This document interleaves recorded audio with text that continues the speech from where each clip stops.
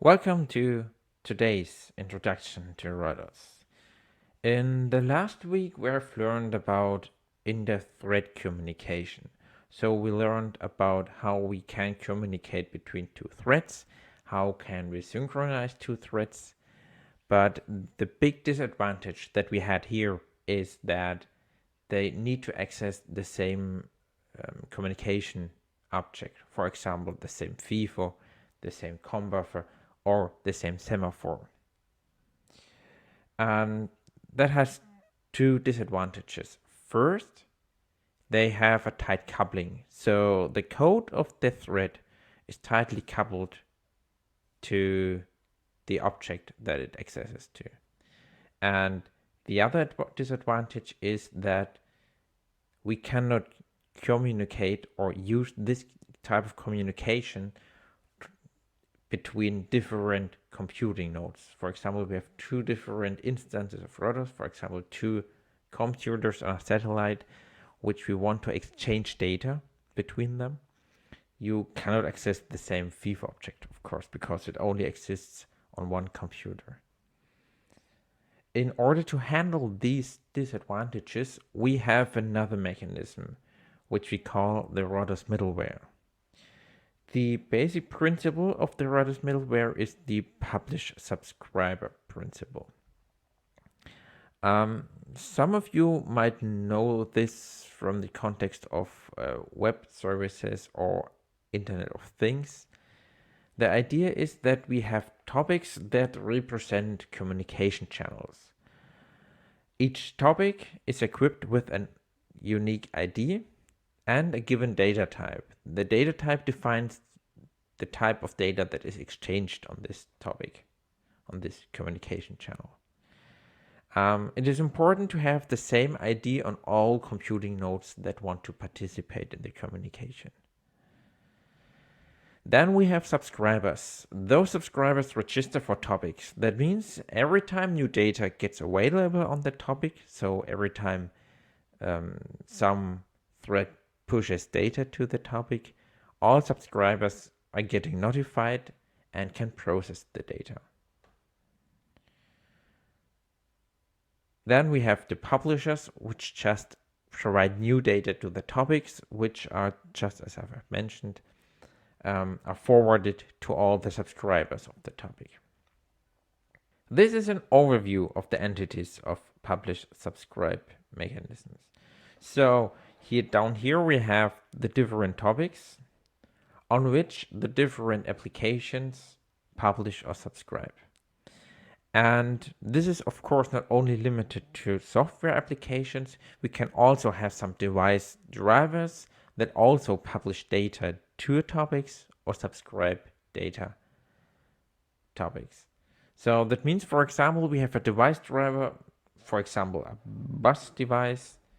So every time it receives new data from the bus, the data is published to a topic, which means that each application that is interested into the data that comes from the bus just subscribes to this topic, and it will get notified and it will get the new data that has been received there. In the other way around, it's basically the same. So the device driver, the bus driver, for example, just subscribes to a topic, and every application that wants to send data to the topic can just publish data to this topic, and then this message is forwarded to the bus. Okay, in order to separate what we have learned in the last week and what we will learn today, we can see tasks as this. So we have a task that might comprise of different threads. So different working threads that do different things. And those threads within the task might use, for example, a buffer, a COM buffer, a FIFO, and so on, to exchange data between those two threads. So because this is only internal stuff of the task, the communication middleware, where you have the publishing and the subscribing, this is the communication interface towards other tasks. So all the communication that is done out of the tasks, so publishing data to other tasks or device drivers, or subscribing data from other tasks or device drivers, then you have to use the communication middleware. So this is the difference. The one is internal, the other one is going outside. And basically, applications consist of different parts. They can have several threads, they can have different events, different subscribers. The only thing that applications see towards other applications is which topics do they subscribe to and which do they publish to. So this is the communication interface of each application, independent of how many threads are there, which events are used there, and so on. You may wonder, what is the advantage of using the rodos middleware even only on local computers? Let's have a look at this simple example. In this case, we have an application that is divided into 3 different tasks, or better described, into one input device driver, one output device driver, and a controller. So the controller takes the input data, processes it, and gives an output data to the output device. So in this case, we have a clear interface between the different parts of the software here. So we have one topic that transports the input data. This is the green one here. We have one topic that transports the output values, which is the blue one here. And the controller here just processes the data between the input and the output. So let's say we want to enhance our debugging capabilities. We want to have a look at the values that the input device driver delivers and which values the output device driver receives. If we do this without the communication middleware, we would need to implement some mechanism to pass the input value that has been produced by the input driver to some debugging component, and we also have to modify the controller or the output device to deliver the output values here. But if we use the communication middleware, we can just introduce this new component and subscribe to both topics. That means we do not have to modify any code of the old components. We just subscribed to the existing topics. And this is what makes the communication middleware so flexible. So the input device driver does not need to know who are the subscribers. It just publishes the data.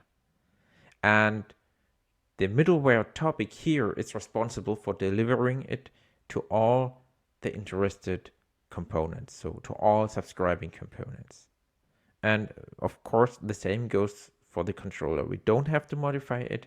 It just publishes data to the topic, and both components, so the output device as well as the monitor, will get the information. Let's have a look at another example. In the next example, we want to make our system more reliable. So we don't necessarily trust our one controller. We want to have multiple controllers, maybe differently implemented. And we want to have a voting mechanism to select the correct output value. So let's have a look at this example. Here we introduce a new topic. We introduce a red topic, which we just use for the output value. And we keep the blue value as an output value of the controllers. So we are adding the 2 more controllers. All of those controllers keep subscribing to the green topic here, which is the input value.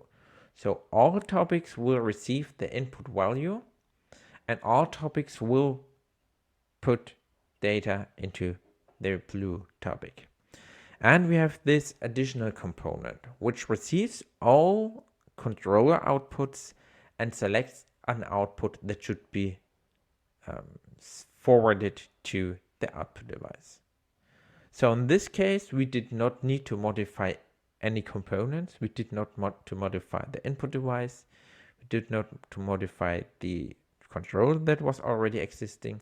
We did not need to modify the output device. The only thing that we have changed here is the wiring a little bit. So the output device is not subscribing to the blue topic anymore. Instead, it is subscribing to the red topic. So this is the only change in wiring that we have to make. But the output device itself was not touched at all. So this is a big advantage of using the communication middleware. So we remove tight coupling between sending components and receiving components, and we can dynamically say which component should publish data to a certain topic and which component shall subscribe to certain topics. So let's have a look at how we can use the rodos middleware in real code. First, we start with the topic. The topic is quite easy to use. Basically, all you have to do is to create an instance. And the constructor has different parameters, as you can see here. So the first parameter is the ID. So the ID that is shared across the different rodos instances if you want to share topic messages between each other. The second one is a name, so mainly for debugging purposes. And the third parameter here is a flag that indicates whether this is a topic that should be only forwarded locally or not. So if you say only local false, which is the default value, then this enables that messages from one computer can be forwarded to another computer. But we will see later how this forwarding works. First, just let us create interactively an example of the use of the rodos middleware, and we will just start in the virtual machine with creating a topic. So I already have prepared 2 threads. Both threads do nothing, so they have an empty run method here. So let's start with creating a topic. So as you have seen in the slides, the topic class is a templated class, which means we have to provide a template parameter that represents the data type that should be shared. So for example, if we want to share integer messages, we just say int here. We could also share complex structures, for example. This is no problem. We just have to provide the data type that we want to exchange here as the template parameter. Then we're just defining the variable name, so the object name here, and provide the ID and a name. I just call it my topic. So, and that's it. This is all we need to do in order to create a topic that can already be used. So if I execute the program, we will see nothing happens down here. However, there is a topic which is called my topic with the ID that I have provided here. So you don't need to register it manually. All you need to do is just create an instance of a topic. Okay. So next step is creating a publisher. For publishers, we don't need a special registering to the topic. All you have to do is just invoke the topic publish method. And this is the signature of this method. So it has a message of a given type. So this type is the type that we just have passed to the topic class. And then there's an optional parameter that overrides the only local flag that we have created in the topic. So just remember we had this flag here, the only local, that indicates whether the message can be forwarded to other computers or not. And you can override this behavior on the basis of a single message. So in a default way, this is always true. So if you don't provide this parameter, then the message can also be forwarded to other computers. And basically that's it for the publisher. It's nothing special.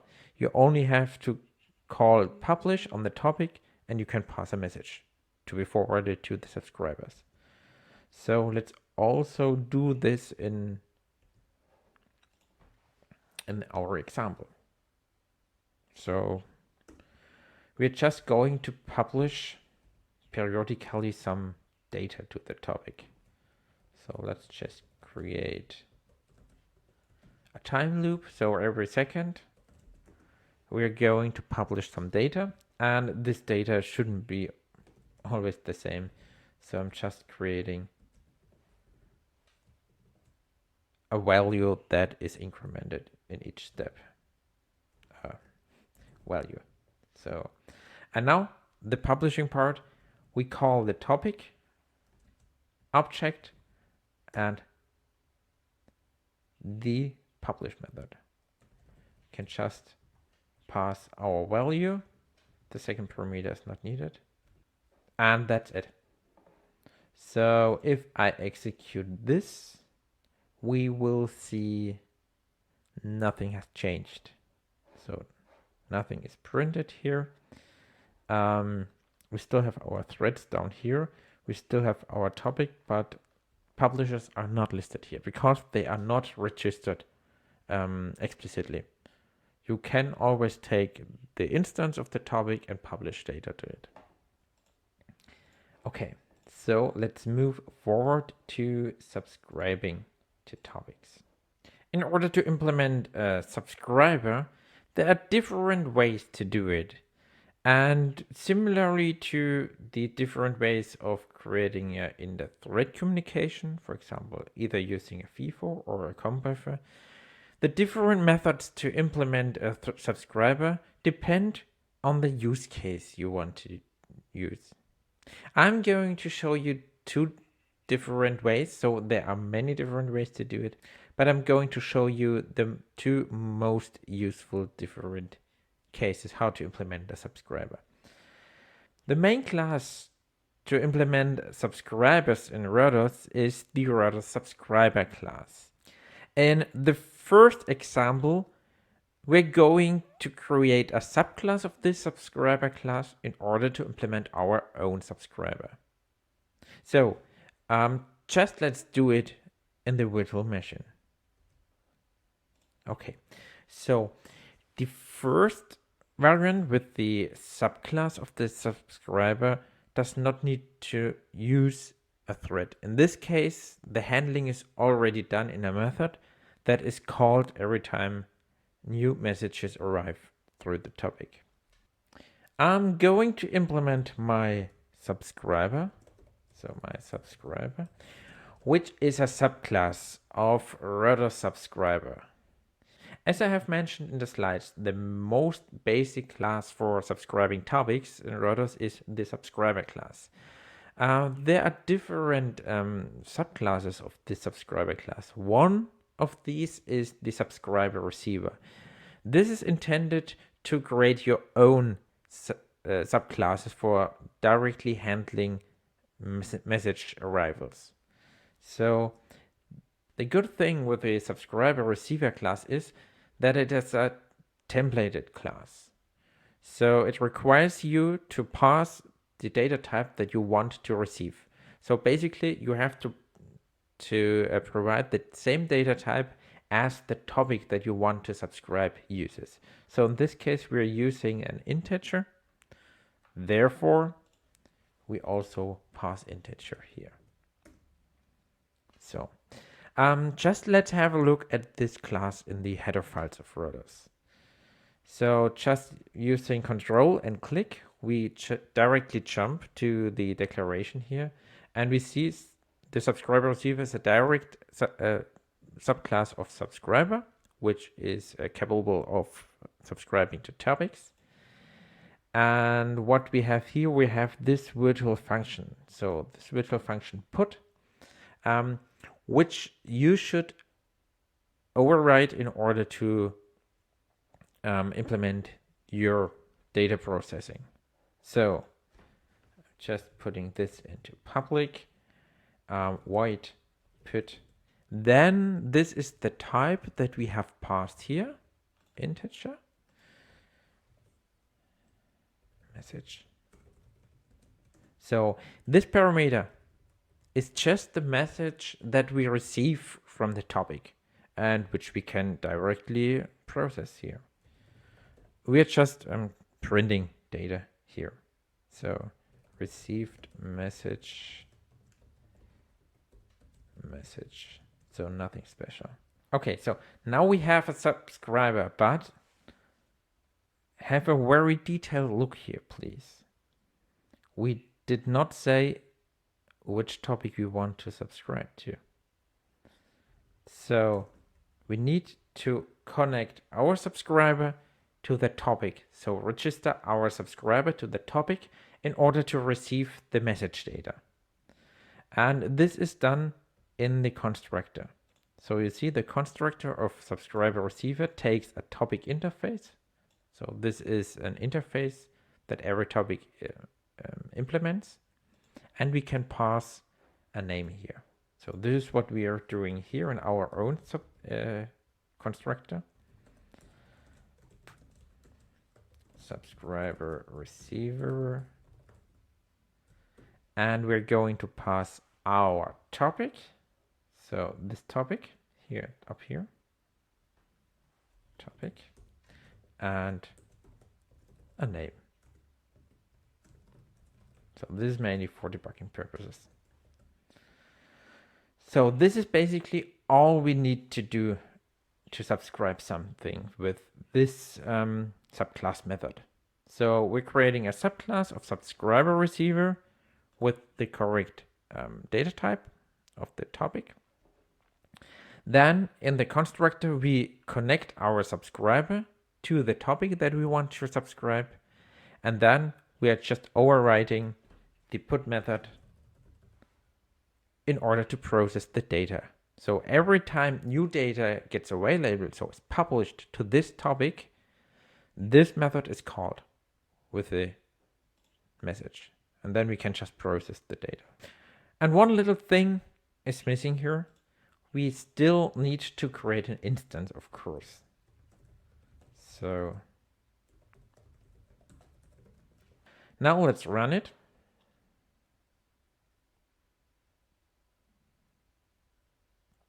And we see every time new data is published, which is done every second here, this method gets called with the value that we have published here. And if we have a look at the output up here, we see this is our topic that we have created. And we see this is the list of subscribers. In our case, we only have this one subscriber, which is just the name that we have passed here. So that's it. It's just that easy to create a topic, publisher, and subscriber. So this is one way to implement a subscriber. But please have a look here. We execute our handling code not in a thread. So this is not the context of a thread, which has its own priority, which we control when to run and when not. So this makes it very inflexible controlling when it's scheduled. So especially if you have computation that takes a long time or has to wait for some time, for example, if you're accessing some hardware and so on, this is not a very good solution. In this case, it's better to use the second option that I'm going to show you, because in the second option, we're using our own thread to process the data. So I'm just going to remove my subscriber here from the first variant of subscriber for subscribers, and I'm going to show you the second variant here. So as I have just mentioned, our processing in the second variant should use a thread for the processing. So basically our printing will happen here somewhere. Message received. And yeah, we are going to add the data later here. But basically the processing will be done in an own thread. So the question is now, how do we get the message that has been forwarded by the topic? How do we get this message into our thread here? And how can we access it in our run method here? We do this by using existing inter-thread communication that we already have. In this case, we're going to use a FIFO in order to receive data from the topic into the FIFO, and then the thread can access the FIFO just right away. This is possible because, let's have a look at the subscriber. In the normal subscriber class from rodos, we have different constructors. One constructor contains the possibility to pass and putter. So we have a topic, we have a putter, and we have a name here as parameters. And what is a putter? A putter is nothing else than just a simple class that provides a generic method. And luckily, this putter is implemented by already existing classes in rodos. And this includes FIFOs and converters. So that means that we can create our own instance of subscriber to connect a topic with a putter, in our case, for example, a FIFO. So that means we start with creating a FIFO. In our case, we're using the sync FIFO because we also want to synchronize our second thread here. Then we have to pass two template parameters. The first one is the type of data, and the second one is the length of the FIFO. The type is the same as the topic that we want to subscribe to, so it's integer here, and we're just using a buffer of 8 messages here. I just call it my FIFO. So, and now we need to connect our FIFO with the topic so that every time a new data arrives at the topic, it is directly pushed into the FIFO. And we do this by creating an instance of subscriber. I call it my subscriber again. Then the first parameter here is a reference to the topic. So reference to the topic. That means we can just pass our topic up here. We just pass it here to the first parameter. The second one is the putter, which is in our case the FIFO. And the third one is just some name for the subscriber.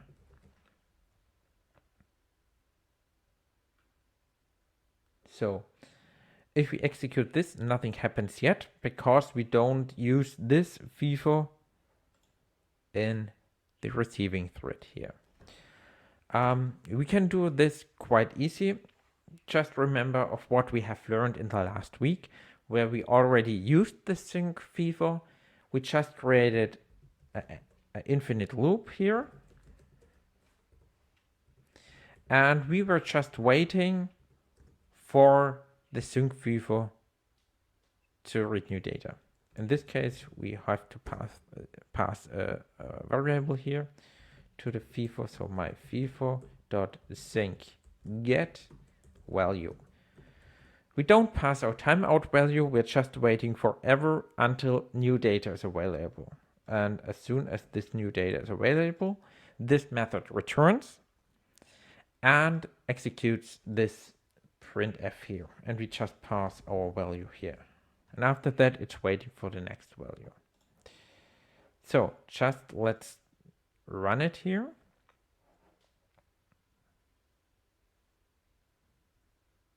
And we see it works as expected. So we have, like in the previous example, we have our subscriber on the topic, but in this case, we do not create a subclass and direct handle it.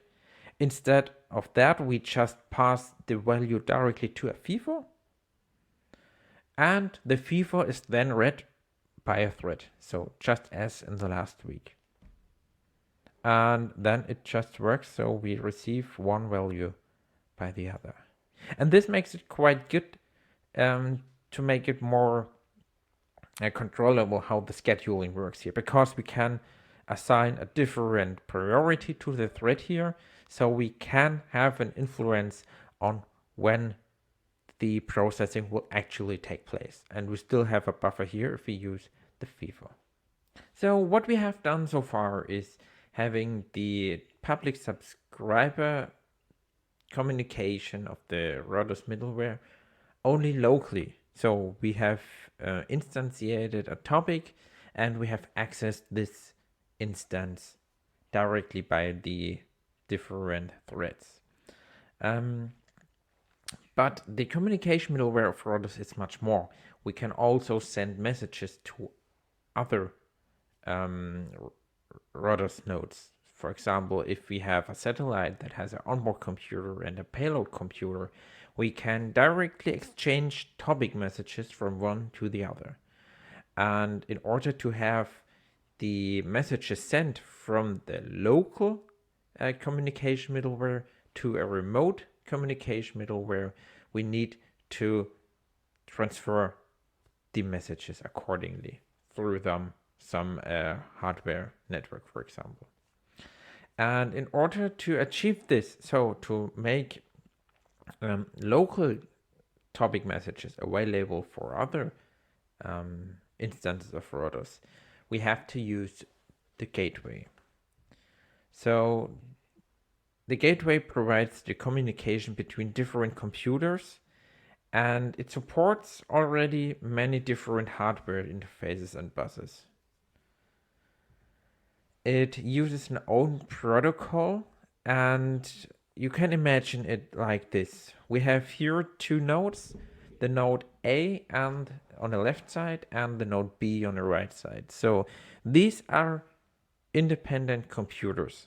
We have an own hardware, an own CPU with an own hardware dependent code. So the hardware abstraction layer goes here, the kernel and so on. And your applications live up here. And what you can use here is the communication middleware, which connects both of them. So your applications are programmed towards the middleware, as we have seen it in the previous slides. You define which topics you want to subscribe to and which you want to publish to. And the connection between the two nodes here is then handled by the rodos middleware. So the only thing you have to do is to create and configure the gateways accordingly so that messages from the left node can be forwarded to the right node and vice versa. You can imagine gateways like it is shown here in this picture. So you're creating your own gateway on a local node, which basically connects the local middleware with some network or some bus that connects another node.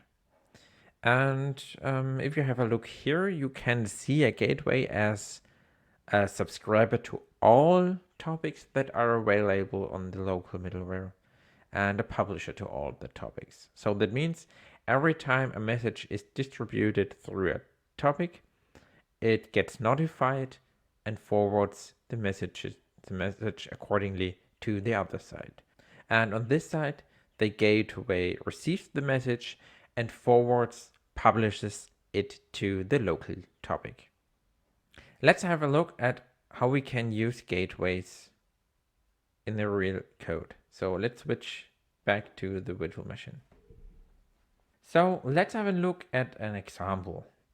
I have created two files, one that contains a publisher and one that contains a subscriber.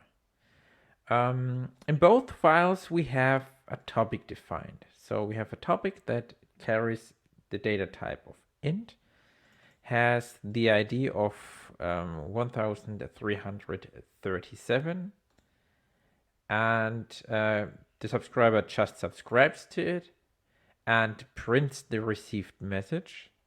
And the publisher just periodically, every second, publishes data to it. We want to compile both files as separate applications. That means that we virtually have different rodos instances that run simultaneously and independent of each other. That means that each instance has its own middleware. So if you publish only to the one instance, you usually don't get the message to the other one. If we want to do that, we need to instantiate some gateway. And this is what we do now. So we are creating two instances of rodos. One is containing a publisher, the other one is containing a subscriber. And we want to achieve that publishing data from the one receives the other instance. So in a real application, we would have different computers that are connected, for example, with a serial interface, a network, or a bus, which can then communicate with each other. And in the virtual machine, we're just executing both on Linux and use UDP network packets to send data from the one to the other. Okay, so let's get our hands dirty. Instancing a gateway is quite simple. The only thing is that we have to know that we need 3 different instances. Just let's have a look at it step by step. So a gateway is instantiated quite simple. Just create an instance of the gateway, but here we have to pass something. So let's have a look at the header file, at the constructor. You see, we have to pass a link interface.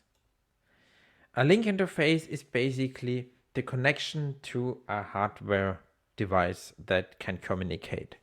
There are different implementations of link interface, one for UDP that we are going to use, one for UART, one for CAN bus, and so on, many more.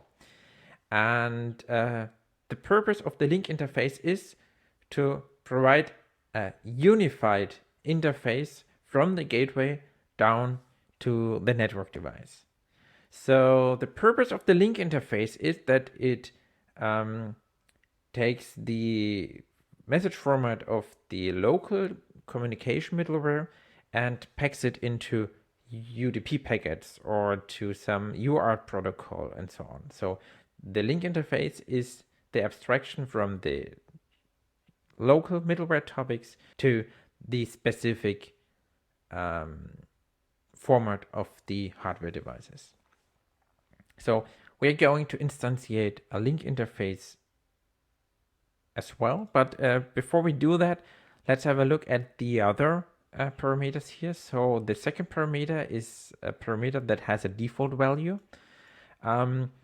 This parameter is just a flag that indicates whether all topics should be forwarded by default or not. So if you set this to true, all messages of all topics are forwarded to the gateway, to the network, and may be received by other rodos instances. The default value here is false, which means that you have to define a list of topics that should be forwarded manually. In our example, I want to keep it very simple. I'm just going to set this flag to true. And the third parameter up here is just a flag that enables us to enable gateways or disable gateways selectively.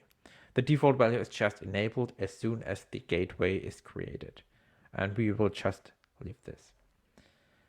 Okay, so first let's already set the second parameter. Now we need a link interface for the first parameter. I'm just going to create a link interface UDP that also needs some parameters at the constructor. Just going to already pass it to the gateway. So the link interface, let's have a look at the constructor here as well. It needs an instance or a pointer to a UDP in-out. A UDP in-out is basically the device driver for UDP connections or UDP communication. So it enables to send UDP packets and receive UDP packets. And we will see when we create it, we have to configure the UDP connector, the socket here accordingly. The second parameter is some ID for the link interface. We don't need it in our example, and therefore we're just going to leave it as being -1 here. Okay, so going back, we need to pass the UDP in out, so therefore let's create it. UDP in out, I just call it UDP. And I'm just already passing it to the link interface down here. Okay. So the UDP also requires some parameters at the constructors. There are 3 different constructors. One is just using a broadcast port, which means every packets are sent to one port. The second one is using a port in both directions with a given host name, so it's directed to a given host. And the last one uses different ports for incoming messages and outgoing messages, also directed to a certain port. I'm just going to use the third one, so just to make it more clear how this works. So we're creating some port, incoming port, which I just say it's 2020. For the outgoing port, I'm using 2021. And as the host name, I just keep localhost because we're executing both applications on the same machine. So we can use the localhost here. So that's basically it. We connected our local middleware via the gateway to some UDP device that just packs the message from the topic into a UDP packet, forwards it to the other application. The other application, we have to receive it and make it available to the local communication middleware. And basically it's almost the same. So I'm just going to copy these 3 lines and paste them here. The only thing we have to change is the ports. So one is outgoing, the other one is incoming, and on the other side we just have to change them. And basically that's it. So we have a UDP in out, so both directions, in and output. And as soon as data is received here at this device, the link interface translates it into a local topic message, and the gateway just publishes it to the local topic, which is then received by our receiver. So, okay, as we want to execute both applications, so the publisher and subscriber simultaneously in parallel, I'm going to use the terminal to execute both and to compile both. Okay, just let's do it. I'm here in the rodos template. We see there are these two CPP files that we have created, and I'm just going to compile them for Linux x86 publisher. So you see the created executable file is named tst. This is always the case. I also want to compile the other application, so the subscriber application, and it shouldn't overwrite just the tst here. Therefore, I'm just going to rename the tst file to publisher. Okay, on the other side, I'm also compiling x86 the subscriber and also moving it to a unique name. So, okay. Now let's execute the subscriber.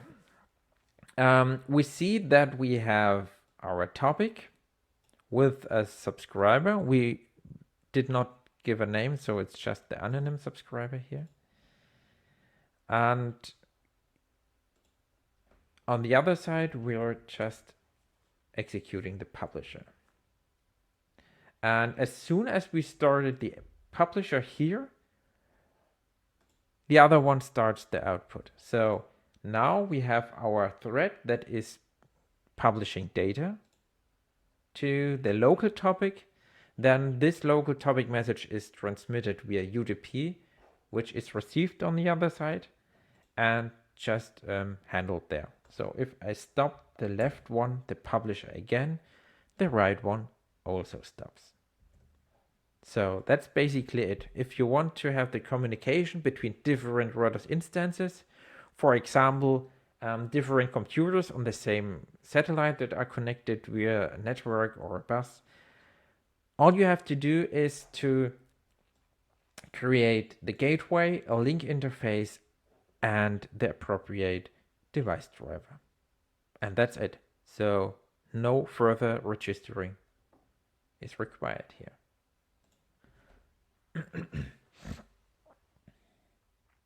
I've already mentioned that we can configure the gateways. So for example, if we have 3 topics here and a gateway, we can define which topic should be forwarded. So instead of just saying forward all, as we have done in the example, we can specifically say which topics should be forwarded. For example, in this case, only the first and the third topic should be forwarded. But you can also later define if all topics should be forwarded or not by using this method here. So at the end, I have an exercise for you. You shall implement 2 separate rodos applications, just as we have done in the examples, that run independently of each other. Both shall communicate via UDP gateways, also just as in the example. And the 2 applications shall implement some ping pong. So the one is sending a ping message, the other one is responding with a pong message. And as soon as a message is received, they shall print that they have received a ping or a pong. They shall wait for 1 second and send the other topic. So ping is sending a pong and pong is sending a ping. And the pinger shall start with one ping message at the beginning, so in order to get everything into movement. Okay, so that's for today. If you have questions, just ask me at the Q&A session or write me an email or a message on Rocket Chat, and I wish you good success with the exercise.